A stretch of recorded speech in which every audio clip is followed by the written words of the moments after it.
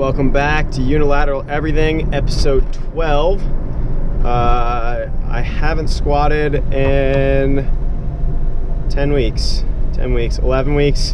The whole getting stitches messed me up a little bit, timeline-wise. But yeah, just finishing up week 3 of block 2. So it's been basically the same thing as the past couple weeks, so nothing's really different.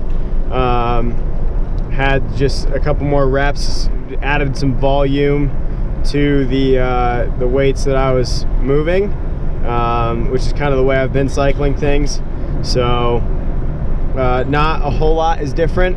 The one thing that is kind of good was doing some Bulgarian split squats and hit a little bit heavier than I have in the past, so that was good.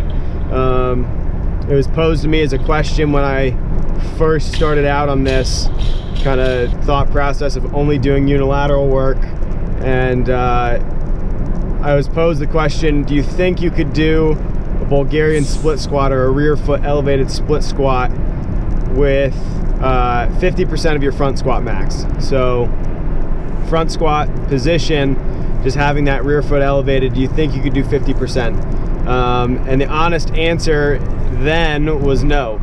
I don't think I could have done it for 1 rep, maybe 2 reps back then. So I hit like 55% for a set of 4 on each leg this past week, so that was good, and I'm pretty happy with that. Other than that, everything's kind of been the same.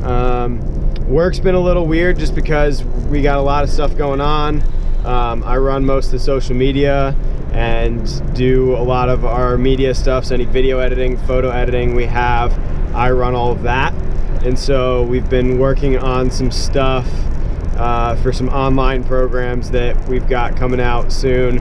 And so I've been doing a lot of video editing and things like that. I also basically now am strictly working with teams in small groups, which is kind of interesting to do because I have 2 programs that I oversee, one for 8 to 11 year olds, and one for 11 to about 16 year olds is the oldest that we've got in there. It really just depends on how kids move and how they socially interact. It depends on what program they are in. So I oversee those, but I have 2 coaches that coach those primarily. So I'm in a weird spot where I don't do as much coaching each day, but I do a lot of the admin work each day, and then I'm kind of overseeing those coaches, which is kind of interesting to deal with, just because I'm not used to being in a role like that. So working with that's kind of neat. But yeah, so a lot of team stuff, which kind of brings me to today's topic, because I don't think I had one that I said I'd talk about last week. If I did, I'm changing plans. Because talking to one of the baseball teams that's now coming in, that's kind of the big thing that we do, is baseball, softball, soccer. Those sports are primarily the athletes that we train. And so I had an interesting, it kind of frustrates me. Something that frustrates me is these parents that kids play all year round and they don't encourage an off season.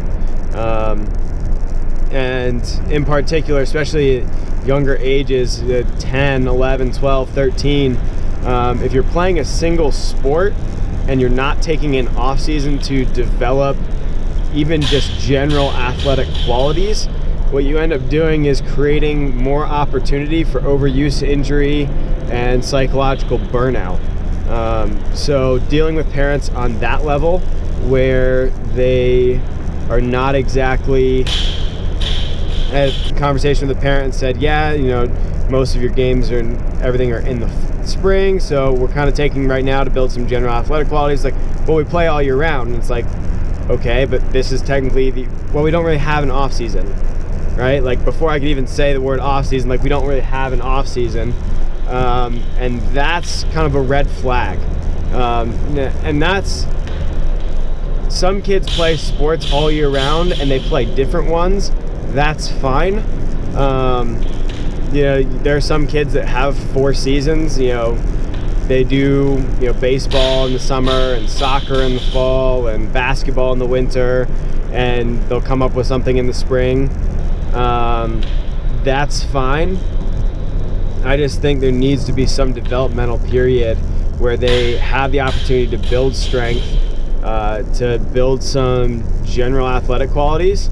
So if you're only playing one sport and you're not taking an off season, you're doing a disservice to yourself if you're the athlete, but then also if you're a parent, right, you're opening up your child to a little bit more risk for injury and psychological burnout.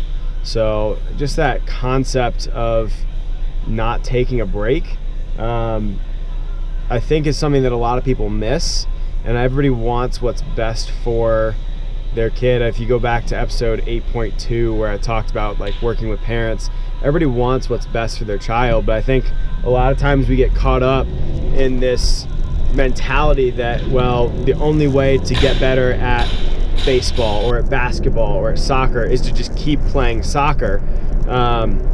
I told a pickleball player earlier this week, if we don't have a good base, and I use this quote from my old wrestling coach, if you pile crap on top of crap on top of crap, you're not going to get a diamond, you're going to get a pile of crap. And so looking at it, if you have bad movement mechanics and you have a bad baseline level of strength and bad general athleticism, trying to couple that with you're not going to get a diamond of performance, you're just going to get a really crappy general performance. I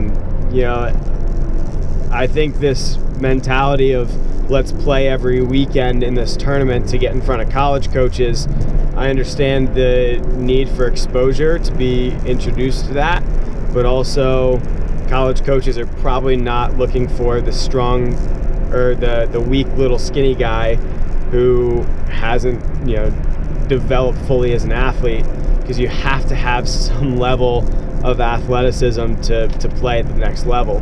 So I don't know, that's just a thought that's been going through my mind, especially the past 24 hours in dealing with that. So if you're not taking an off season, take an off season. It's good for you, I promise. Or at least play another sport just for a season, even if it's a rec league, just to give your body a break and your mind a break and pick up on some new skills and be exposed to different things. I think that's something that will really benefit you in the long run. So that's my little rant for today. We'll catch you again next week at the end of the deload and right before we max out again on all the bilateral stuff. So thanks for tuning in. We'll catch you guys next time. Until then, with hurricane flow coming in, stay dry and stay safe. So we'll see you.